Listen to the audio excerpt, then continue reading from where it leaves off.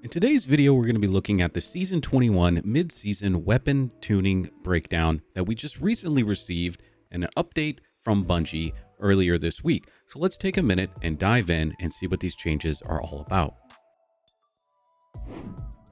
From the Destiny dev team, we have Mercury stating that we're going to have a smaller mid-season balance pass than usual because most of the substantial changes that they're working on are going to be coming in Season 22. What we're really looking at here is how they're going to address outliers, underperformers, as well as overperformers. One exotic weapon tuning, as well as a future ADS damage fall-off start distance change. Now let's start talking about pulse rifles. Pulse rifles are going to receive reduced auto aim angle at 0 aim assist stat by around 10%. So let's dive into those changes and see what they're all about and how will it affect endgame PvE. As for endgame PvE, reduced auto aim angle at 0 aim assist stat by about 10% is really not going to affect anything that much because we really don't have very good PvE high impact pulse rifles. One of the big things that you want to think about when using a high impact pulse rifle is what perks are going to be available in endgame.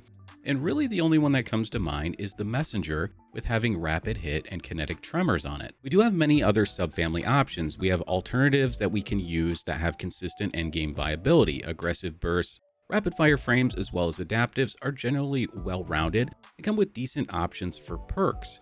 Now, when it comes to our next thing that we want to discuss how we're going to look at what pulses we should avoid aside from maybe the high impacts. Rapid fires have some of the highest aim assist values, so they'll be affected the least. You see Messenger, Horror's Lease, Smite, and Disparity, each one representing a different subfamily archetype. And I've got them listed there. You could pause and go back to that and see what those stats were there.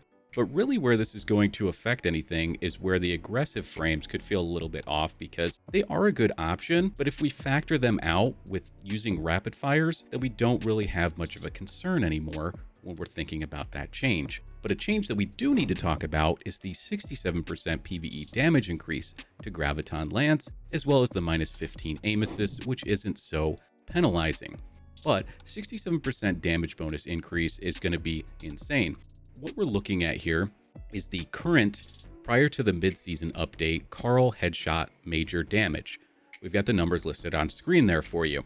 So this is going to give us an idea of what we're going to be looking at currently and in the future after this mid-season tuning. Now here are the body shot damage values, and I'll play it back a little bit slower so you can see those numbers come in on the screen. About 1300 and 1800 for the two shots as it fires each shot about the same speed. Now, because of the increased RPM, we went from 257 to 300, but because of that change, they also had to tweak some of those damage numbers associated with Graviton Lance. And what their goal is to even up the playing field with Revision Zero's Hakke Heavy Burst mode. We have some current minor headshot values here on screen as well, and current minor body shot damages on screen as well.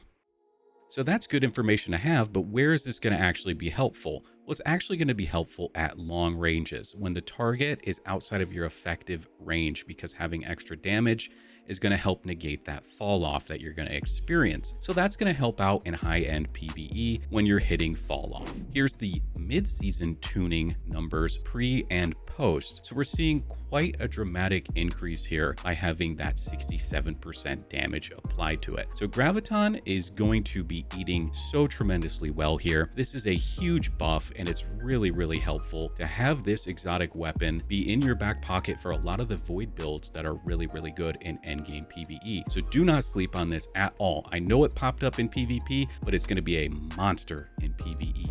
Next, I want to take a look at the Hakke Heavy Fire Burst because this is what they're comparing it to. So it fires in a 2-round burst, with each burst dealing 10,000 damage for a total of 20,000 damage in that single burst when you fire. So this is a good idea of where the heavy fire sits in this current mode. Headshot damage on miners there, 10,000 damage. It's beautiful. And then this is the light fire mode. And you're going to see something here that's really interesting because when we transition into the next clip, it's Graviton Lance, and they look so familiar, right? So it's in this weaker light fire mode that it's matching Revision Zero. So the goal of this change is to try to make it more in line with heavy burst fire mode, because you can't forget that Revision Zero has intrinsic anti-barrier and the alternate firing mode.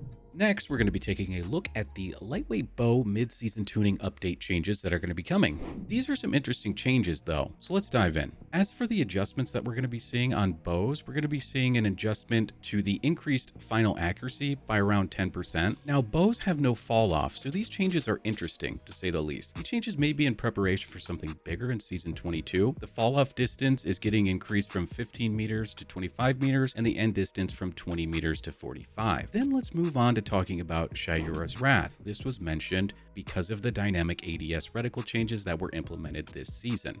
There's changes to clean up the new reticle, or at least that's their hope. This newer style reticle was implemented for Shayura's, and I like it, but I think we need some options here to try to help alleviate the burden that it is to try to aim down sight with this for a lot of players, especially when there's particle effects happening on screen. We'll have to wait and see how they clean this up. It's a good change and a good idea, but it needs settings in the menu so you can make it more transparent and tune it from a high, a medium, or a low transparency option. But otherwise, it's a great change nonetheless. Next up are our perk changes. Slickdraw and Gutshot Straight were both mentioned to have some interesting changes coming about.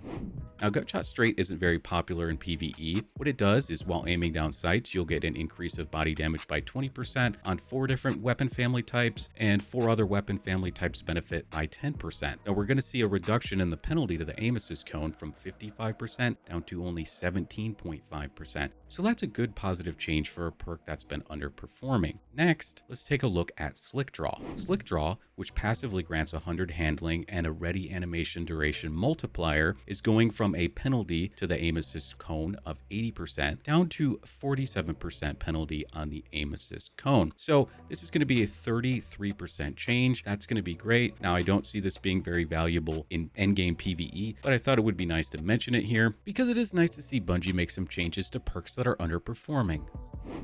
And then that's going to be it for this update tuning preview.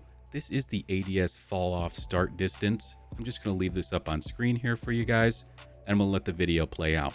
Appreciate everybody watching this video. Thank you guys all so much. Have a great day. Peace.